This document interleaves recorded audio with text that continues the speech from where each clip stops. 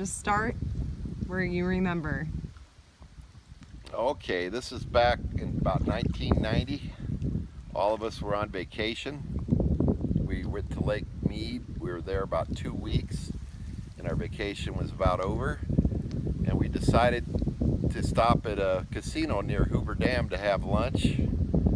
And my wife at the time said, "Give me a few dollars, I want to gamble." So I gave her about $20. She went over to a slot machine. She hit $600 and she was bragging. So I grabbed a few dollars out of her bucket, threw them in a slot machine next to me, and boom, hit another $600. So we're like, wow, we can stay another week on vacation. So we looked on the map and we seen a lake in the middle of nowhere near Hawthorne, Nevada. And we decided to go check out that lake. It looked like a good place to fish and camp.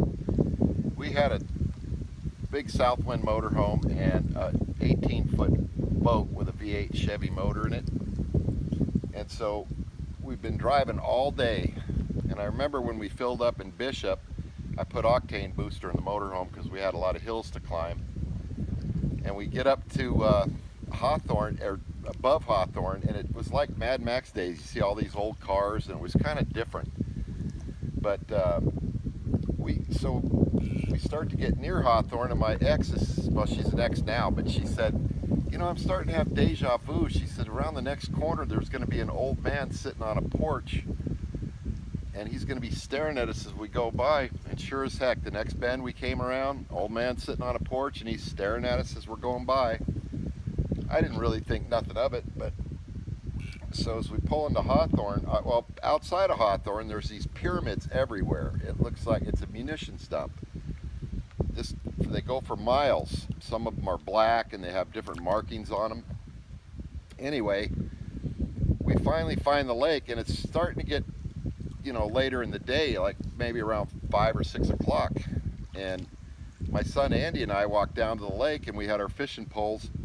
And Linda, my wife, starts screaming, "Come on, let's go. I hate this place. It's spooky," because there was skull and crossbones on one side of the lake.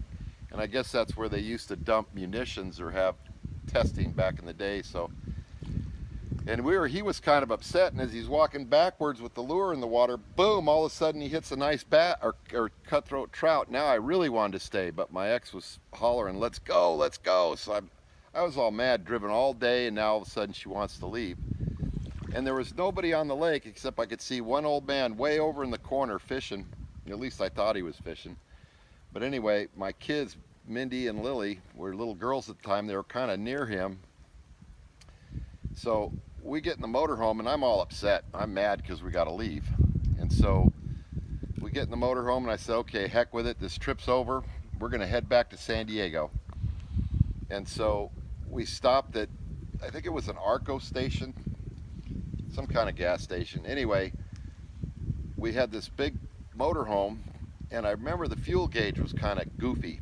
It didn't read that well. It always was on full. The gauge didn't work that well.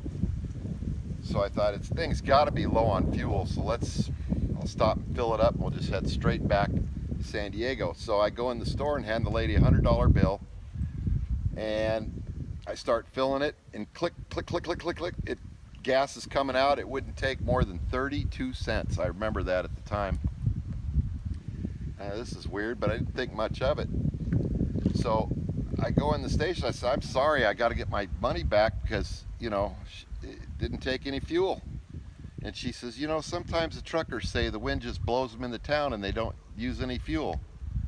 And I thought, that's kind of odd, but I didn't think much of it because I'm mad now that I had to end this vacation and head back to San Diego. So we take off on this road, and it's pitch black, and I remember glass on both sides of the road is like broken bottles, and we're in the middle of nowhere, and I hear this like a moaning crying from my kids in the back of the motorhome, and I turn around and I look behind me, and it's like the whole motorhome was completely lit up, and I thought I was getting rear-ended by a semi-truck. And I remember turning around, looking at the road, and I'm in the center of the road, and the lines are going away from me. And I'm thinking, oh my God, I must be sleeping. So I'm rubbing my eyes. And by this time, everybody in the motorhome was woke. And These lights just lit up the motorhome so bright, and they started paralleling us going down the highway, and then they took off in the distance and gone. And I'm thinking, where the heck am I? I don't recognize where I'm at. So I turned this big motorhome with a boat around on this road and head back the same direction, and I find that same gas station. I'm thinking, now for sure I got to be on empty. It's got to be low. Go back in the gas station, had the lady another $100 bill. Click, click, click, click, click. This time it's only taking like 28 cents, and I'm not getting it, you know. And I go back in the store and I said, ma'am, I'm really sorry. I was here a couple hours ago and it did the same thing. And she goes, no, weren't you here yesterday or last night? And I said, no, I was here a couple hours ago. She says, no, I'm sure you were here the night before. And you know, it didn't really register, so we just get on the road and we haul ass back to San Diego. And during the summer, the kids had school to start, and my daughter Mindy had to write a little thing about what they did on vacation. And according to my daughter, you know, this is years ago, but she had written a picture and showed this man that with a fishing pole that she was fishing with down by the lake, and he had eyes that were big, but they had like lines going straight up and down, and she had drawn that picture as a little girl. But anyway, that's my story, and I believe it really happened. Over and out.